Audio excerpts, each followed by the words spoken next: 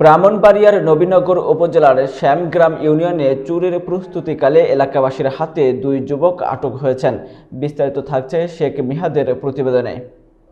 ব্রাহ্মণবাড়িয়ার নবীনগর উপজেলার শ্যামগ্রাম ইউনিয়নে চুরির প্রস্তুতিকালে এলাকাবাসীর সন্দেহে আটক হন রতনপুর ইউনিয়নের খাগাতুয়া গ্রামের হাবুল মিয়ার ছেলে সোহেল পারভেজ সজীব এবং শ্যামগ্রামের আবু মিয়ার ছেলে নূর মোহাম্মদ।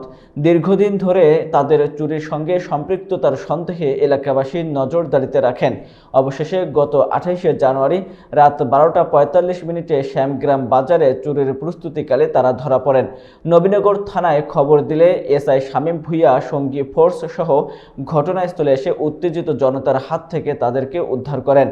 আটককৃতদের নবীনগর উপজেলা স্বাস্থ্য কমপ্লেক্সে চিকিৎসা শেষে প্রাথমিক জিজ্ঞাসাবাদ করা হলে গত 10ই জানুয়ারির এবাদুল করিম বুলবুল উচ্চ বিদ্যালয়ের চুরির গুরুত্বপূর্ণ তথ্য পাওয়া যায়।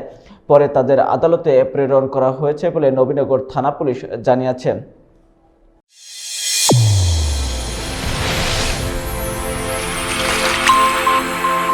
চ্যানেল A1 হৃদয়ের স্পন্দন।